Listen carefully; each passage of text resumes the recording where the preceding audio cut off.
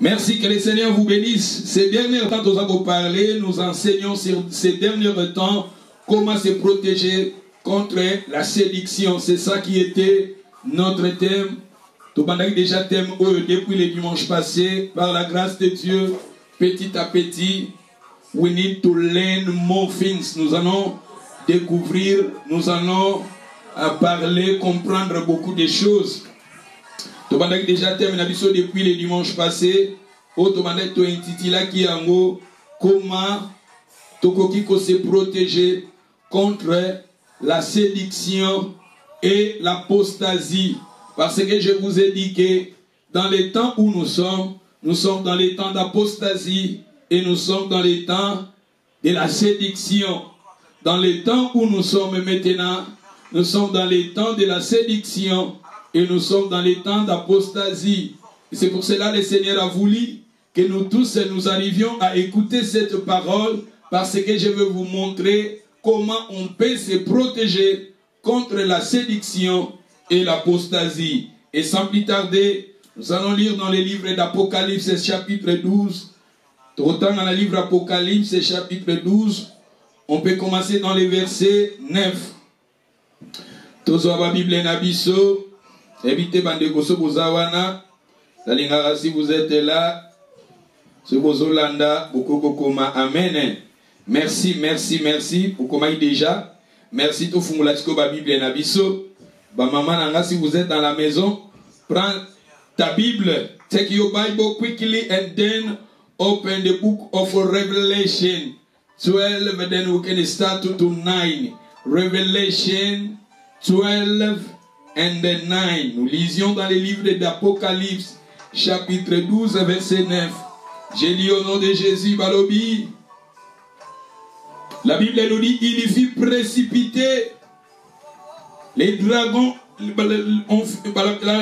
Balobi, il fit précipiter les grands dragons, les serpents anciens, appelés les diables et Satan. C'est lui qui séduit toute la terre. Il fit précipiter sur la terre, ses anges fit précipiter avec lui. J'ai entendu dans les ciels une voix forte qui disait, maintenant le salut est arrivé, la puissance et le règne de notre Dieu et l'autorité de son Christ, car il a été précipité. L'accusateur de nos frères, c'est lui qui les accuse devant notre Dieu jour et nuit. Mais j'ai aimé dans le verset 9, là où la Bible nous dit, il fit précipiter les grands dragons. Satan parmi les noms de Satan, il est aussi le grand dragon. Et la Bible nous dit aussi, il est le serpent ancien. Et la Bible nous dit, Satan est le diable. C'est-à-dire lui-même, Satan, il est aussi le diable. Parmi Bakombo, il y a Satan là, Satan, le diable. La Bible nous dit, il est le grand dragon, il est le serpent ancien. La Bible nous dit, na phrase de l'Ani Asukawalobi, c'est lui qui séduit toute la terre.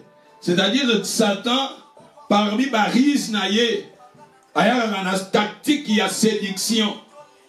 Il séduit toute la terre, comme la Bible nous dit. Il fit précipiter sur la terre. C'est-à-dire, comme je vous ai dit, Satan de stratégie Naye, il y a une séduction. Il y a une séduction. Et si nous lisons encore dans le livre de Genèse, chapitre 3, verset 12. Nous lisons dans le livre de Genèse, chapitre 3, verset 12. L'homme répondit, la femme que tu as mise auprès de moi m'a donné l'arbre. J'en ai mangé. Et l'Éternel Dieu dit à la femme, pourquoi a-t-il fait cela? La femme répondit, le serpent m'a séduite. Le serpent m'a séduite et j'en ai mangé. Là-bas, la Bible nous dit, Satan, le grand dragon, il fut précipité. Et Balobi Awa, c'est lui qui séduit toute la terre. Mais tandis que dans la Genèse, même dans les jardins d'Éden, tant que Satan a dans le jardin d'Éden, qu'on tentait, dans le jardin d'Éden, ayaki pe na tactique ya séduction. Ayaki na tactique ya séduction. Yango bana na Nzambe faut tozala prudent. Il faut tozala très prudent. La séduction, nous sommes dans les temps de la séduction. Comme je vous ai parlé le dimanche passé, je vous ai dit dans le livre de Matthieu chapitre 24, quand les disciples ils ont demandé à Jésus, Seigneur, après ça va signe, ya kozonga na ye, ya koya na ye, et la Bible nous dit, Jésus a parmi bas signes oyo Jésus a lobaki, tout le monde a dit Jésus quand on a parlé sur bas faux prophètes et abandaki ko parler à mentionnaki plus de 4 fois sur la séduction. Tout le monde qui parle en Nzambe tous à la prudent, tous en attend ya séduction, Satan a la stratégie ébélée pour na ko séduire parce que yende balobi c'est lui qui séduit toute la terre. Et tant que Motonzamba tchaki mutuna jardin d'Éden, ayaki pe pour na ko séduire. Yemoka ayaki na tactique wana pour na ko séduire l'homme qui était dans le jardin d'Éden. Et ce qui totangi lisusu na 1 Timothée chapitre 2 verset 13. Nous lisions dans le livre de 1 Timothée chapitre 2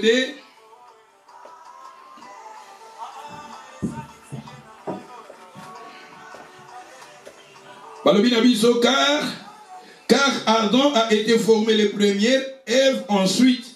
Ce n'est pas Adam qui a été séduit. Ce n'est pas Adam qui a été séduit. C'est la femme qui, séduite, s'est rendue coupable de la transgression. Ozomona awa bazoko parler tant bachaki mutu na jardin d'Éden, kuna na Genèse tomoni balobi na biso moi sindenga zalaki séduit. Et même Timothée chapitre 2 verset 13, bazako répété dans verset 14, balobi awa c'était la femme qui a été séduite. D'où la séduction, nous sommes dans les temps de la séduction. Le même stratégie, oyo Satan, ayaki nango na jardin d'Éden, le même stratégie, na le temps de la fin, Satan zo tambola kaka na même stratégie, la séduction. Nous sommes dans les temps de la séduction. Balobi même ba faux prophète tant bakoya bako séduire beaucoup de gens. Nous banananza mais faut tous à la prudent contre la séduction. La séduction ezali Satan za na mayele ya mabe pona ko séduire kolongo la bateau nanzela na Nzambe. Ce qui peut totangi na 2 Corinthiens chapitre 11.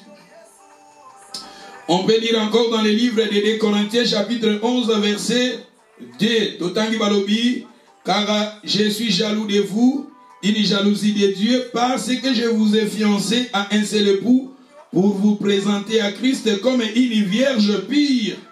Toutefois, de même que les serpents séduisent Ève par sa ruse, le même que les serpents séduisent Ève par sa ruse. Ozomona, je crains que vos pensées ne se corrompent et ne se détournent. Ozomona awa, bazoko parler na biso kaka sur la séduction, d'où la séduction est réelle. Banananza metos à la prudent contre la séduction. Quand je vous ai parlé sur la séduction, nalobaki séduction, ezali fruit, il y a tentation. Nalobaki la séduction c'est la tromperie, et ça mensonge. La séduction c'est l'égarement.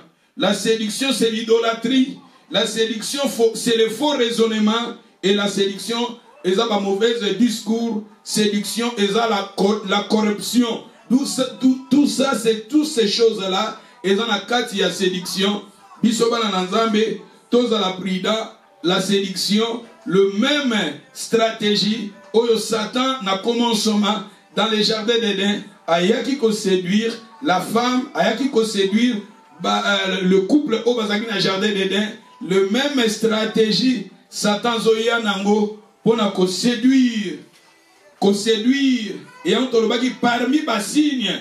Oyo Jésus appelle ça qui na fin du temps. Jésus a lobby tremblement de terre, a lobby famine, a lobby guerre.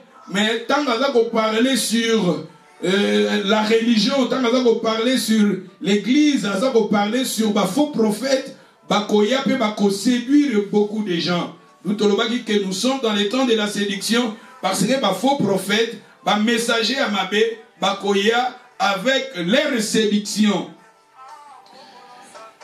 Donc, il faut tous à la prudence. Ce qui est OK dans Luc chapitre 4. Nous lisons dans les livres de Luc chapitre 4, verset 1. Balobi, Jésus rempli du Saint-Esprit, revint du Jourdain. Il fut conduit par le Saint-Esprit dans le désert, où il fut tenté par les diables. Pendant 40 jours, il ne mangea rien durant ces jours-là. Balobi, et après qu'ils firent écouler, il lui eut faim. Le diable lui dit, si tu es le Fils de Dieu, ordonne à cette pierre qu'elle devienne du pain. Jésus lui répondit, il est écrit, l'homme ne vivra pas seulement de pain. L'homme ne vivra pas de pain seulement.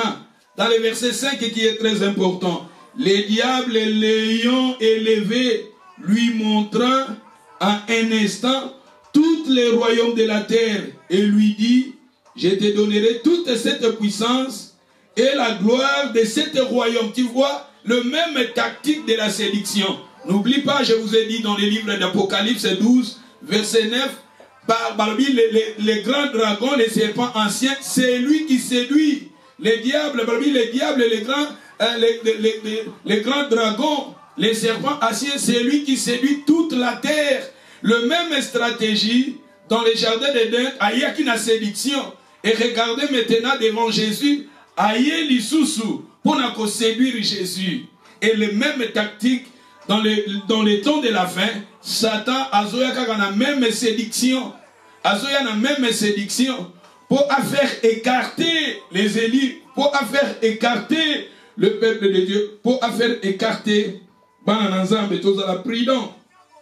Balobi les diables l'ayant élevé, lui, Balobi Awa, dans verset 6 Balobi, je te donnerai toute cette puissance et la gloire de ces royaumes, car elle m'a été donnée et je la donne à qui je vais. Tu vois, je la donne à qui je vais, la puissance. Au moins Satan, tant à séduire biso, azoya la kisayo puissance, azoya la kisayo gloire.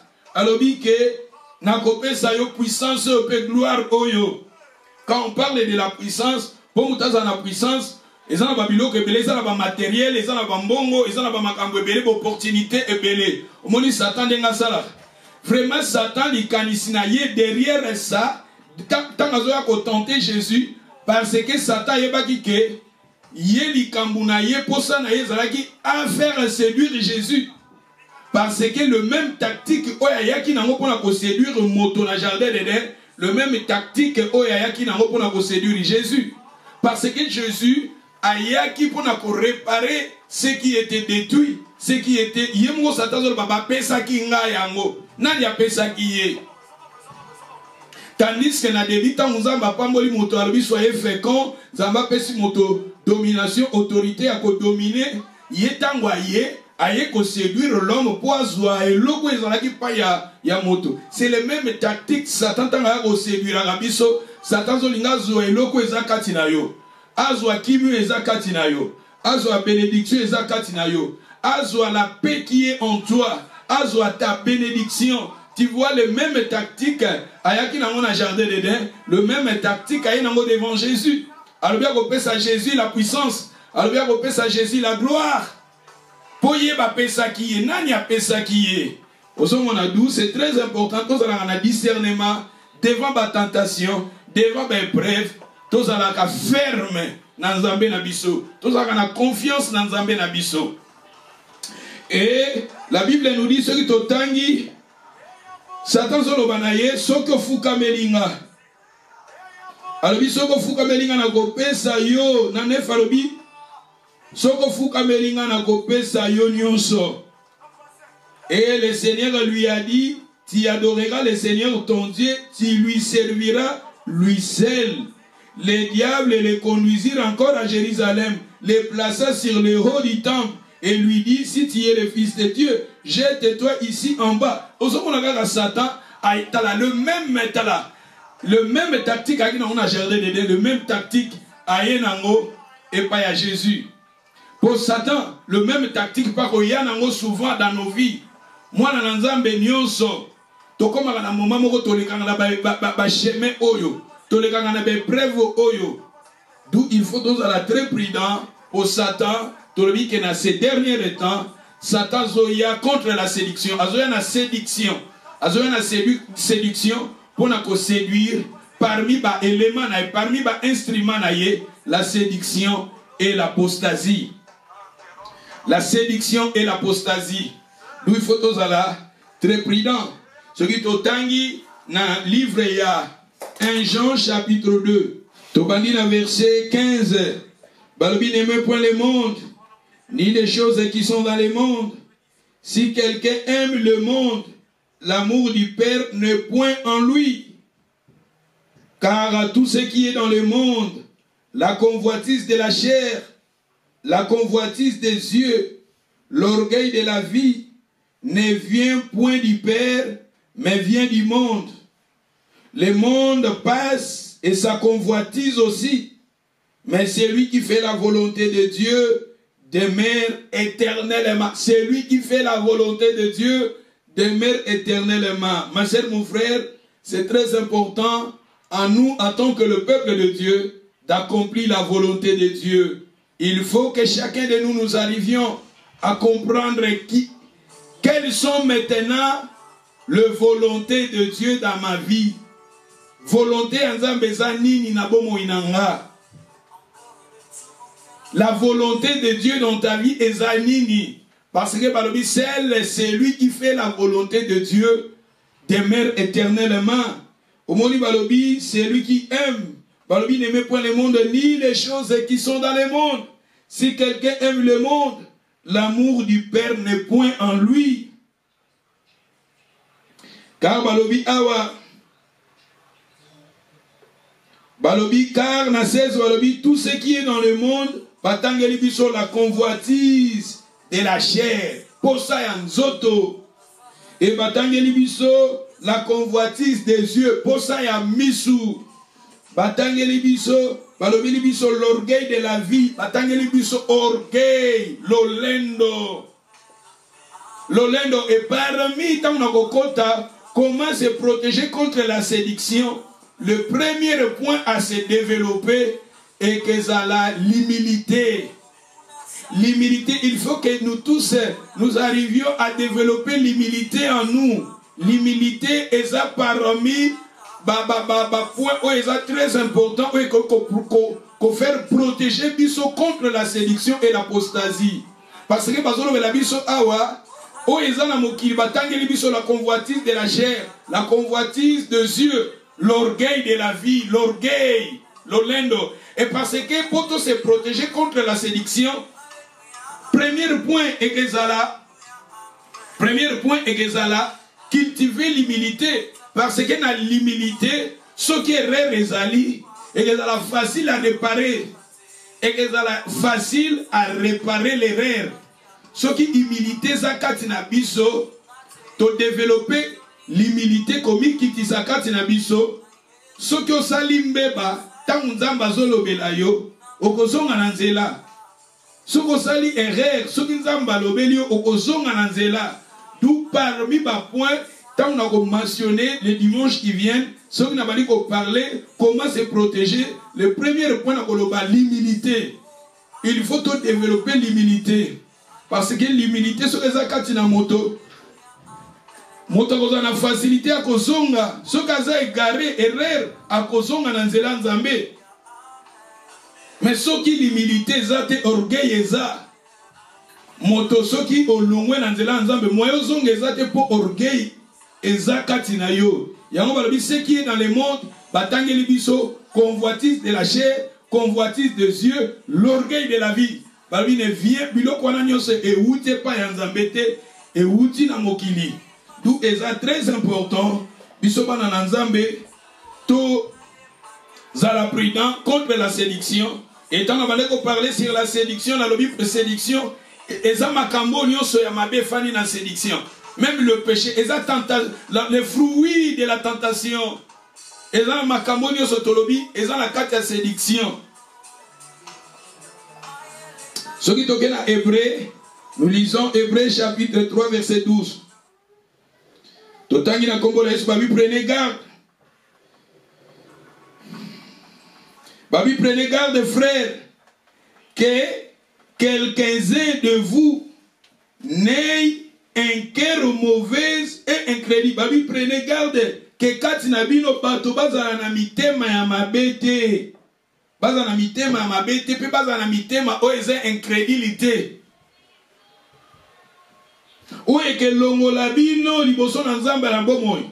O balobi au point de se détourner du Dieu vivant.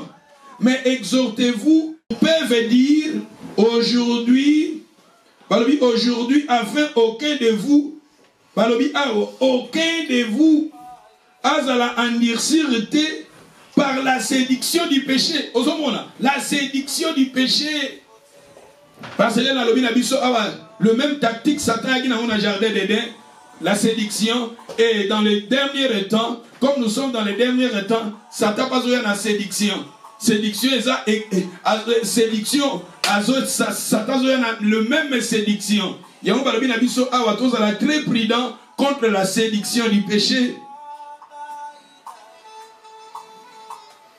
D'autant que la séduction. Donc, si on a 1 Thessaloniciens chapitre 2. Donc, on a 2 Thessaloniciens chapitre 2. 2 Thessaloniciens 2 verset 1. Pour ce qui concerne l'avènement de notre Seigneur Jésus-Christ. Pour ce qui concerne Koya Yamokonzi. Avènement naye. Koya naye. Retour naye. Yokande Bible zolo belabiso. 1 Thessaloniciens chapitre 2. Verset 1, Balobi, pour ce qui concerne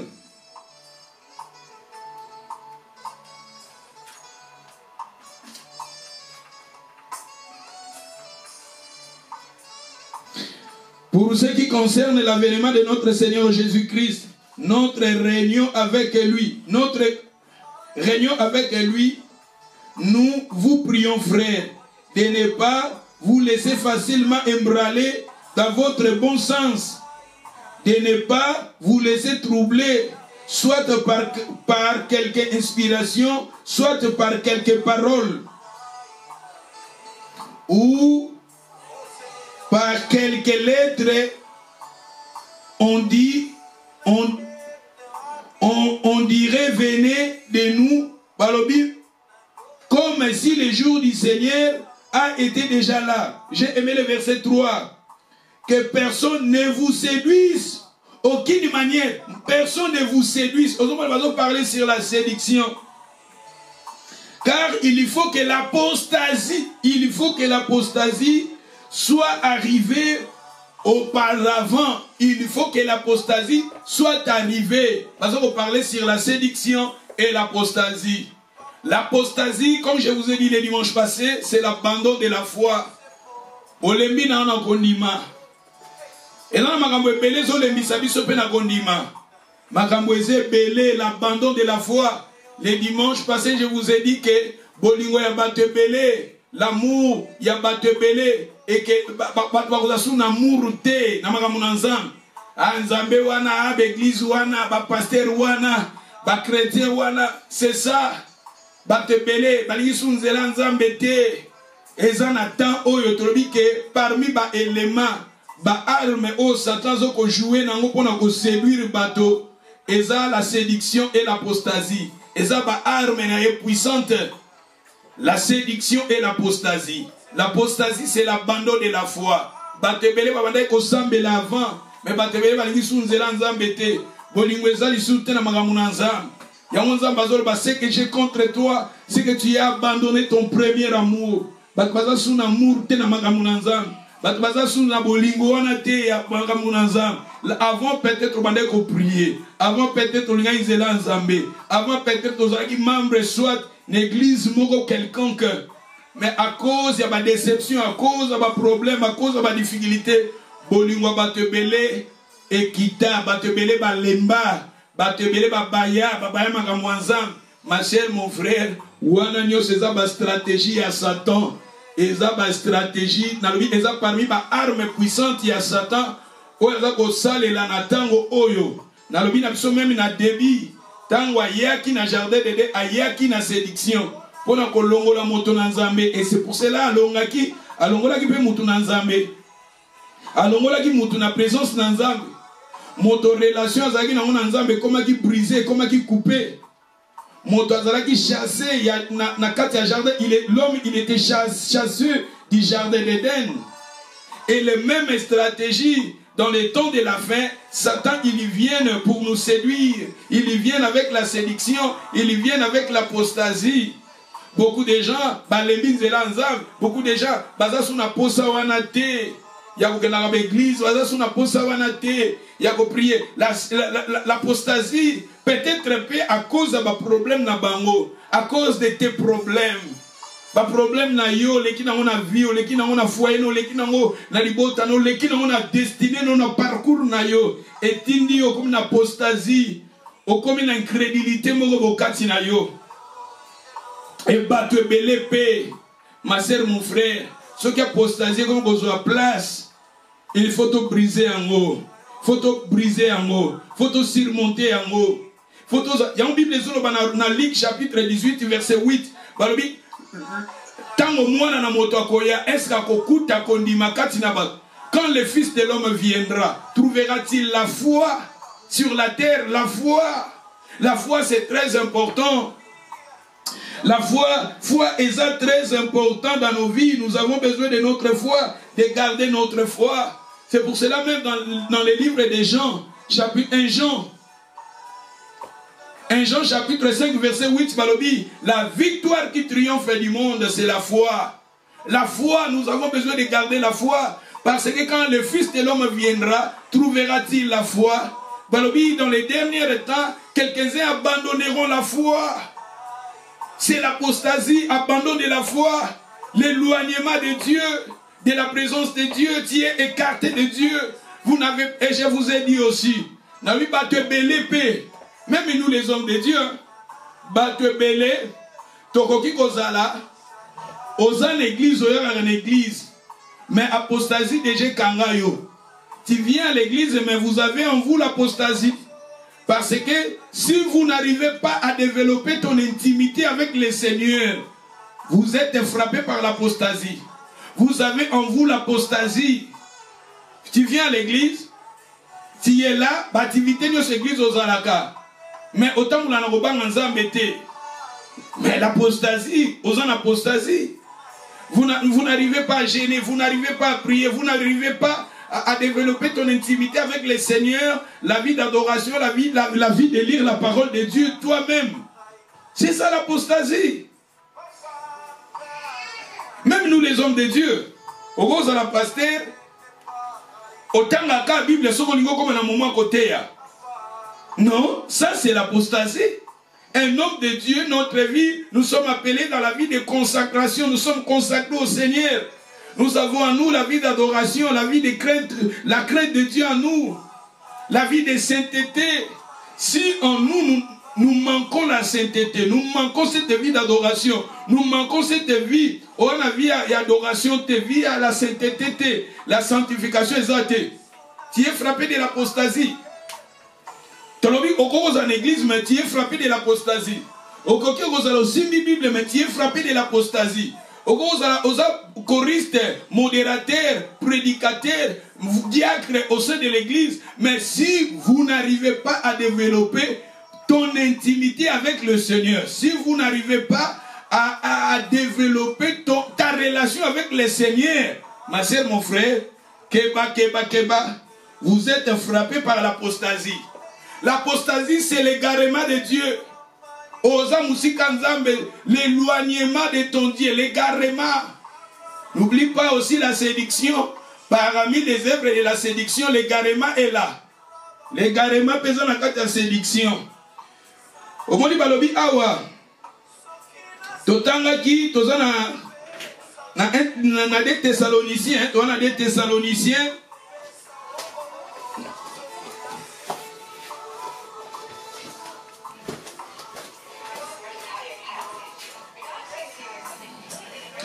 Dans 2 Thessaloniciens chapitre 2, dans verset 3, bah oui, que personne ne vous séduise aucune manière, car il faut que l'apostasie arrive auparavant.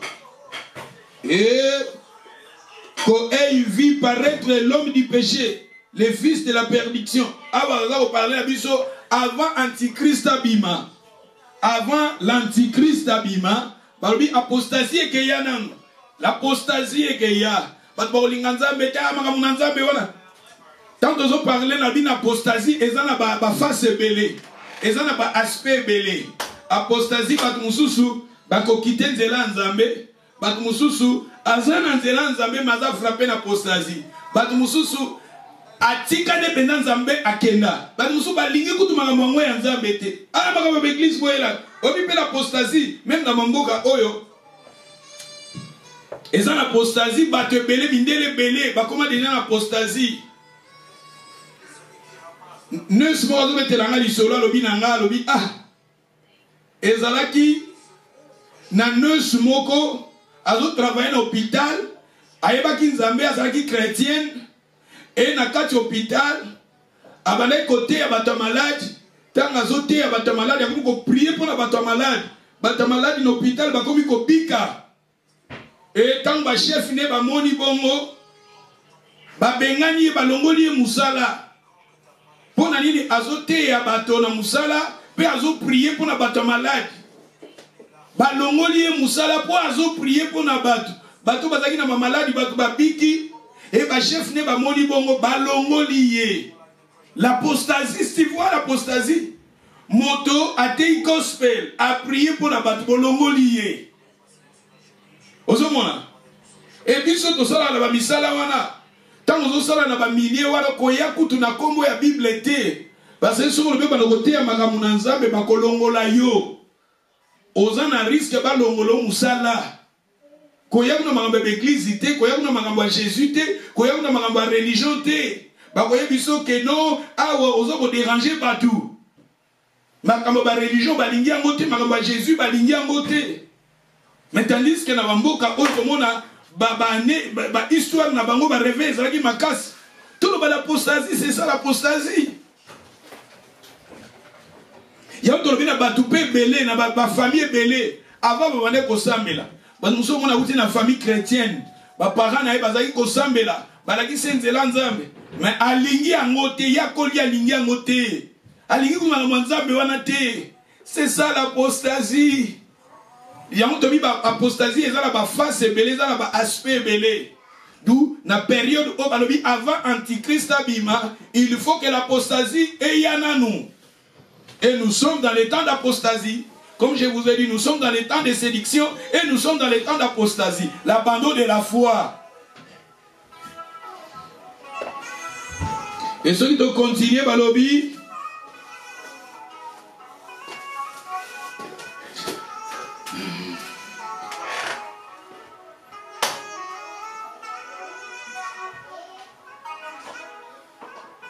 Kuna bazo parler de l'antichrist, sur tangi 6, sur tangi 9, bazo parler sur l'antichrist, na 9 balobi l'apparition de cet impie se fera par la puissance de Satan avec toutes sortes de miracles et de signes et de prodiges mensongers. Bazo parler na biso antichrist tanga robima, antichrist androsala, balobi bazo na puissance, androsala ba miracle, tout ça avec ma prodige et ma guérison, mais avec des mensongères. Nadis Balobi, et avec toutes les séductions, avec toutes les séductions,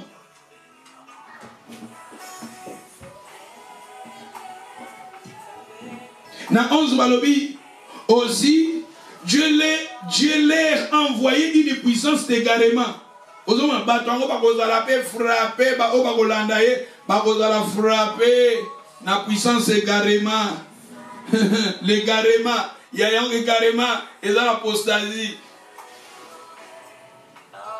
Dans verset 13 balobi, pour nous frères bien-aimés du Seigneur, nous devons à notre sujet rendre continuellement grâce à Dieu parce que Dieu nous a choisis dès le commencement pour les salis. Nzamba ponabiso, dès le commencement. Yao ma sœur, zala prudente. Linganzambe kangama nanzambe. Même ton ami, alinginzambe te bonde la rapona ye. Famille no bandegolo balinginzambe te bonde la rapona bango. Même bat musu balobi biso baka mwanzambe na tolinga ngote. Elongolo na nzela nzambe te. Même ba pasteur balongwe, oh pasteur moko boya, pasteur azape mutu. Pasteur azape mutu, pasteur pa kuko koya, aza mutu, apostasie dans les autres apostasie, Satan dans la technique ebele. Tant vie de prière les athées, vie à banga nzambe zate, Satan dans la technique ebele, même ko koya ça les élie, kolongo la basali na nzambe, yango no muli keto kanga na nzambe. Ngana lobi ngata na bongo li motema, pasteur bande côté ya biso évangéliste bande côté ya biso. Mais tu as dit que fait des faits après moi qui n'aille. Mais biso, to kangama ki nanzambe lelo, nzambe pas suscité à telemisi biso. Mais tolanda qui était, kangama nanzambe, garde ton sali, protégez ton sali. Parce que nous sommes tous dans la bataille mabé, tous en attendant tolobi à sélection à apostasie, ba faible ba kolongwa, ba faible ba kokoya. Mais puis surtout ça forte, tout les matou kangamana. Il y a toujours parlé à comment se protéger. Séduction ça. Toi la séduction, l'apostasie. Et balobina biso awa, le Seigneur nous a choisis dès le commencement pour les salis, par la sanctification de l'esprit, par la foi à la vérité. C'est à quoi vous avez été appelés par votre évangile, pour que vous possédiez la gloire de notre Seigneur Jésus-Christ. Dans le livre de 1 Timothée, chapitre 4, verset 1. 1 Timothée, chapitre 4, verset 1, Balobi.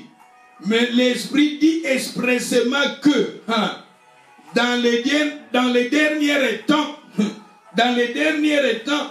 quelques-uns abandonneront la foi. Nous sommes dans les derniers temps. Balobi, nous sommes dans les derniers temps. Balobi awa, quelques-uns abandonneront la foi pour s'attacher à des esprits de séduction et à des doctrines des démons. Ozomona awa, balobi awa na molimo alobi na mokolo ya suka. Et tolobi awa Satan. Dans la description de l'Apocalypse 12, 9 balobi, c'est lui qui séduit toute la terre. Toye na Genèse balobi. A une séduction na Genèse. Il faut que la Genèse est le début, le commencement. Na commencement, Satan a une séduction. Et na fin du temps aussi, a une séduction, une apostasie. L'Esprit dit expressément dans les derniers temps, quelques-uns abandonneront la foi. Batebele bakotika kondima. Bakotika nzela nzambe. Bakotika nzela prière. Bakotika banzela bagène. Nzela adoration. Bakotika Jésus. Bakotika vie. Ya kobanga nzambe. Bakotika vie ya kobanga nzambe. Bakotika l'intimité avec le Seigneur. Tozaka ba chrétien en combo. Musuka kozaka ba chrétien en combo. C'est pour cela, ngana croire rakate kende batu balobaka bo prier na banda. Na bolonga na l'église, bo prier na banda. Tokozala une église faible. Tokozala ba chrétien faible. Parce que Satan balobi c'est lui qui séduit toute la terre. Ozomon, après une stratégie belé, ozala chrétien en combo, mais ozala impact te, ozala puissante te. Pour tous à la puissance, il faut tous à l'ensemble. Il est bon et doux de faire des démêlés ensemble. L'église primitive persévérer dans les enseignements des apôtres et dans la communion fraternelle. Tant qu'on a enseigné, tous à démêler ensemble dans l'enseignement. Et c'est ça qu'on a un impact. Bobi mané l'église, pour pasteur, bazabo, tozo teya déjà, tozo teya. Même tozo le baba faux prophète baza. Faux serviteur yanzambe baza. Nous sommes dans les temps d'apostasie. Jésus déjà lobi yango, aloba yango. Ils sont totalement là on dit le longolo dans zelanza. Pour la pasteur wana kwei, pour la frère wana kwei, kangama na Seigneur na yo. Soutenir ma faible, o yana kwei prier pour na ye. Yo kangama na nzambe persévérer. Yo pour le matin po makamboze le kamba la kaka parce que tozana tango makambo. Satan zana mokili oh, c'est lui qui séduit toute la terre. Balobi awa bato ebele bako abandonner la foi. Bako tika la foi. La foi, le vrai foi. Foi où ils ont dit kangama nzambe. Foi où ils ont dit kangama Jésus. Foi où ils ont dit la victoire qui triomphe du monde, c'est la foi. Balobi, quand le Fils de l'homme viendra sur la terre, trouvera-t-il la foi? Et les gens abandonneront cette foi-là. Bakoti quand il a foi wana makati bakoti kayango. Balingi facilité et balobi awa. Ils abandonneront la foi pour s'attacher à des doctrines. Balobi pour s'attacher aux esprits. Balobi ba esprit. Ba esprit on a pluriel. S'attacher à des esprits, des séductions, des séducteurs et à des doctrines des démons. La doctrine, il y a des démons.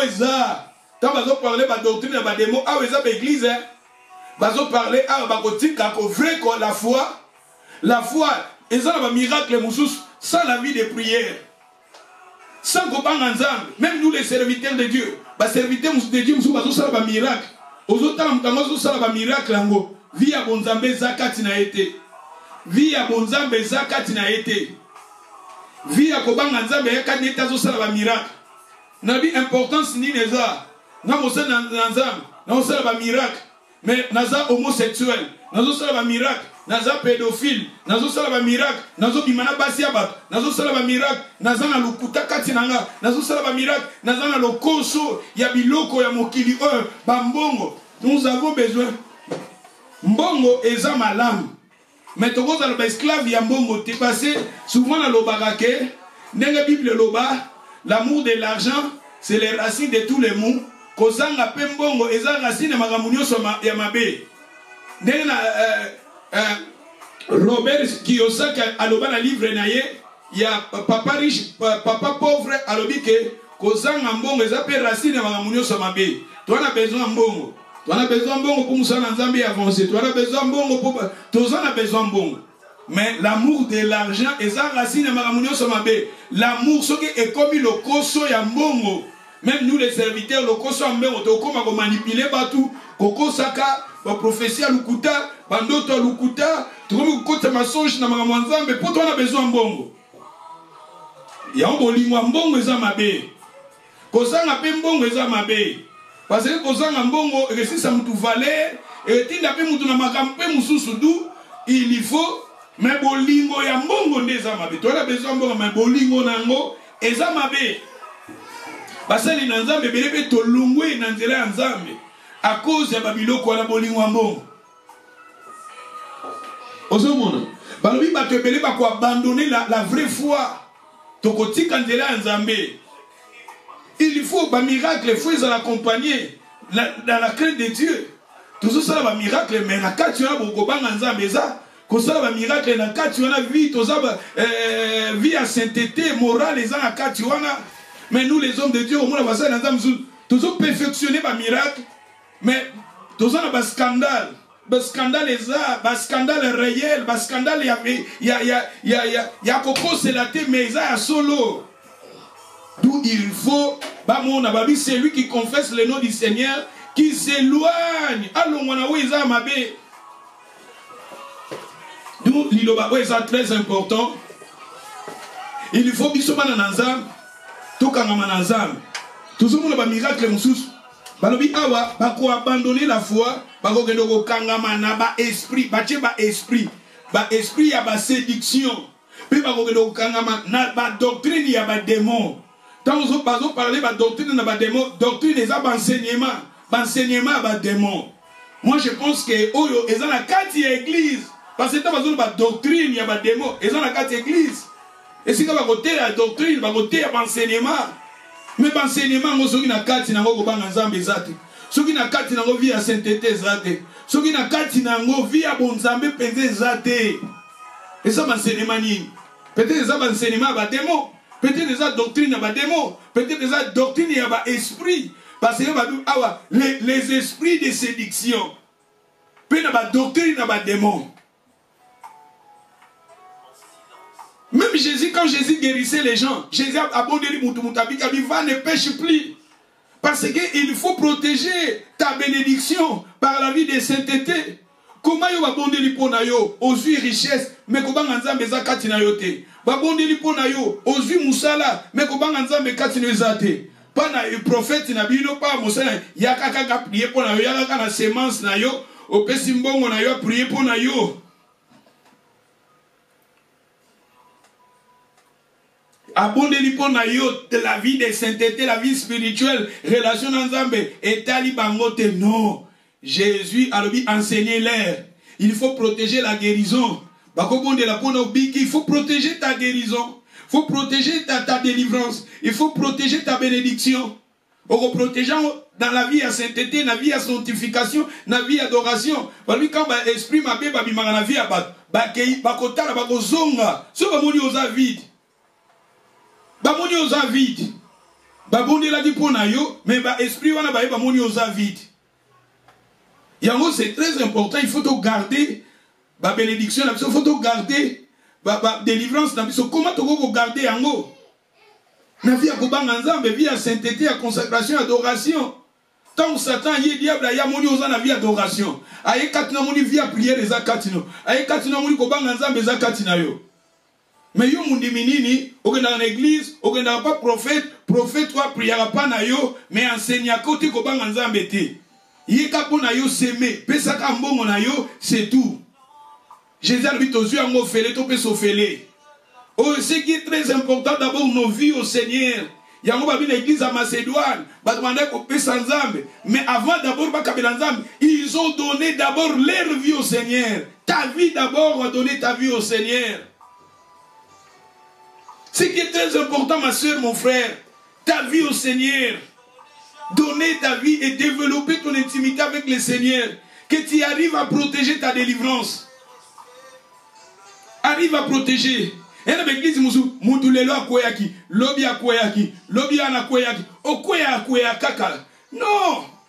Ozalaka attaquer na ba démon. Non. Tango yé ba bondeli pour peut-être aux aïna ba esprit ma bé, tant ba bibi ba ke. Gardez maintenant ta délivrance. Il faut dans la vie à Kobanga Nzambe katina yo. Liloba Nzambe za la katina yo. Po ba esprit yo tant ba goya, tant ba moni Kobanga Nzambe.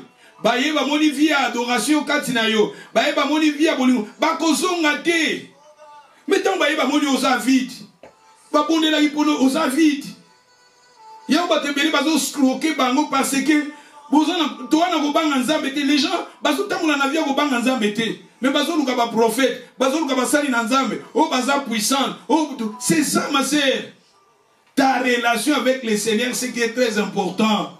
Garder ta délivrance.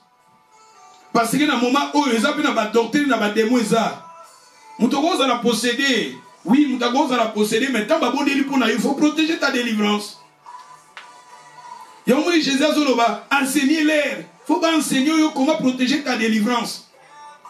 Tous gens enseigner comment se protéger contre la séduction. Tous gens qui ne pas nzambe teke, tu es pas nzambe. Biso ka tozo se nzambe pas na ba condition, nzambe na ba principe na ye.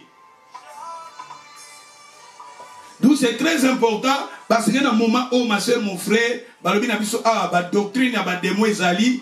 La doctrine, l'esprit, la séduction, où ils ont séduire. La doctrine, il y a ma béza, où ils ont séduire le bateau. Il y a un monde qui a balobi, si on continue, balobi, docteur est belé. Bakobima, tout ça, et bako séduire, peut battre belé.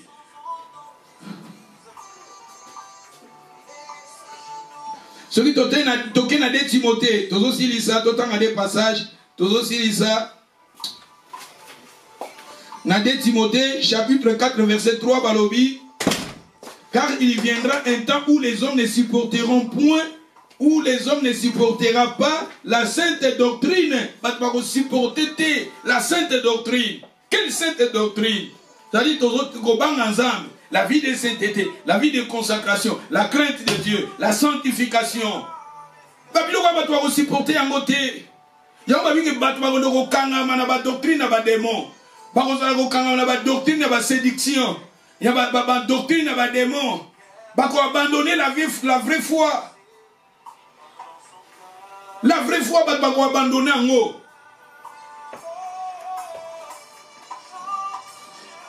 Dans un livre, il y a 2 Timothée 4, verset 3, baloui. Il viendra un temps où les hommes ne supporteront point la sainte doctrine, mais ayant la démangeaison d'entendre les choses agréables. Bato bakuzala na démangeaison za mukusa. Bakuzala na mukusa koyoka makambo oyo ezo sepelisa bango. Ayant la démangeaison d'entendre les choses agréables, ils se donneront une foule de docteurs selon leurs propres désirs, détourneront les oreilles de la vérité, se tourneront vers les fables. Mais toi, sois sombre en toutes les choses, supportez la souffrance, fais tes lèvres de l'évangéliste, remplis bien ton ministère. Paul a dit à Timothée, et qu'il y a un moment moko, batu bako sepelate la sainte doctrine, batu bako sepelate koyoka enseignement ezozong sa batu nanzela, batu pe mingi pe net biso be ndenge tote ya raboye, batu bele ba koka façon biso tote ya raté, ba koka ba vérité musu to bimisa raté, parce que na moment ngata nazote ya par le Saint-Esprit, nazote ya ce que le Saint-Esprit m'inspire. C'est que le Saint-Esprit, mais le Saint-Esprit me dit de parler de cela, de dire cela. Ozomona, ça dit batu ba ko sepela na ba vérité wana te. Batu ba olinga ba caresser bango, olinga ba caresser bango. Et batu ba ko abandonner, batu ba ko kokater la sainte doctrine. Mais batu ba ko linga ba yoka makambo ezo sepelisa bango. Et puis souvent, je suis là, nena lo bagayango, o esangisa biso ezango magamunanza. Esangisa bana na esangisa biso ezango prière magamunanza mais tout ça. On a ko éviter ka ba magamususu. Ko éviter ba problème mususu. Parce que na parcours nanga, ne awa na Cardiff plus de tozo banazo ki na 20 ans na Cardiff. Nazo ki na 20 ans na kutela ba magamu belé. Bien sûr, nous se protéger, mais nous avons makambu na musalo tozo sa. Et ceux qui disciplinent les athées, esprit à caractère les athées, nous avons un problème et belé na batu. Parce que mati autoté yaka, batu en musu bazo koka ko supporter en côté. Yana linga vraiment mingi tena se méfie yaka mingi po ezate que oh passer ayaki na ndaku nanga, yanga zote ya makambo ndaku nanga. Passer ayoka ki makambo nanga na linga ka babiloko wana te na linga na kima yango. Parce que ceux nazo zalaka mingi na bato, tant nazo teyaka, mutazo monaka na yebi makambo ne nazo loba rango. Mais peut-être le Saint-Esprit nazo loba. Yango na linga mingi na kangama na Nzambe. Avant ezalaki ozo kangama na batu, po ozo linga, batu ba linga yo. Ozo kangama na batu, au fur et à mesure ozo kangama na batu. Ozo zakuna ba problème na batu. De préférence na kangama na Nzambe po na za lipambo lipa batu. Bien sûr na kangama na batu mais batu na batikanga kaka. Ozo mona na conclusion ke na kangama na Nzambe. Po kangama na mutu tango bando ya kote ya mutu azo mona yozo ya loba makambu na ye. Mais peut-être le Saint-Esprit azo loba na ye. Yango nazwa discipline ya kokangama na Nzambe. Yango ma sœur mon frère na lingi bana na Nzambe mingi. Na lingi bande konyoso bali bakanga na Nzambe o bali ko sali na Nzambe je suis là. Ma babiloko to zalaka biloko wana nazolinga na kanga na Nzambe pona za lipamboli. Na lingi te ke nazalaki na ndako asere moko boye di samedi na butu dimanche na ekote ya e komi ngo na lobini mamba vi na ye. Po lobi na lagi na ndako na ete. Po babiloko wana tolinga te babiloko wana musali na Nzambe azana molimo sang abando koloba ba vérité mususu et bato bazana discernement te comme bato bazana maturité te pasteur azolo be la vie na biso azo ko sambisa biso liboso ya bato azo koloba na biso makambo na biso liboso bato ya ona na mefia ka makambo wana na sala ba discipline mususu olingi Nzambe to kuta na online ne tozo prier jeudi online soit là yoka liloba na Nzambe to prier sili. Dimanche, tu as la prière à dimanche et tu prier et s'il ceux qui peut-être les kamoussous sous conseil, Benganga, je suis votre pasteur. On a besoin de conseil, les kamou prière, je suis là. Mais tous zalaka friendly, kamaderi et zamabe. Kamaderi na musala nzambe zo détruire musala nzambe. Et na mona pasteur moko boye, pasteur wana da goliaka chaque semaine andako bandimi. Akele semaine o azu famille na e bakolia na ndako mundimi boy. Semaine wana bakolia na ndako mundi biloko wana na lingi yango te. Na lingi yango te ngolo bateke na bokolia pa batute. Tozo batelaka musala oyo. Soki un jour nzambe asimbi mwana na nzambe boka inviter nga na dolia na ndako eza pe mabete. Eza pe mabete mais o ngamgo nazo provoquer ke ma sœur na lia kala na ndako na lingi semaine na ya zoya na famille na ngako ya biloko na lingi yango te. Na lingi yango te. Pe na salela ka yango te. Na salela ka yango te na lingi makambo wana te. Et na parcours nanga j'ai vu des choses na lingi yango te. Et ça na babilo musu na lobaka nde na zalaka boye. Soka na lingi na déborder nazo sentir molimo santa zo banga ko kumekate ko kenanzela wana te. Olingo sepelisa mutu ko mekate na nzela wana. Tikala ka na nzela na ba principe na yo.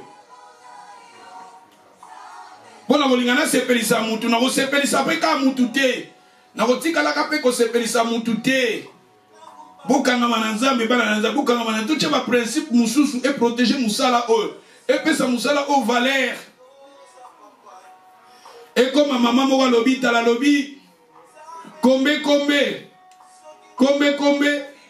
na soso kombe bandai ko banga soso kombe banga ka soso po amona ka soso azalaka na eloko moko na mutu na ye ya rouge. Abanga ka soso soso amonaka na mutu ya soso moto ebimaka na mutu ya soso kombe abanga ka soso même koloka soso ayebisaka kombe oyo zomona ko eza nango moto te eloko ya rouge omonaka oyo eza nango moto te eza moto te eza naka ndenge nanga nazalaka kobanda jour wana kombe akomaka kolia soso kombe liaka ka soso soki soso akufia kolia ye bien mais avant kombe bande ko banga soso pa ndoka nisa moto ezalaka na mutu na ye soka monika soso amoni eloko wana rouge na mutu soso soka nisa moto ye moko soso aloba na ye bien ezalaka na moto te yango du quelque part pona kolobake makamusu biso mo basali na nzambe tozozala ba problème parce que tozolinga to sepelisa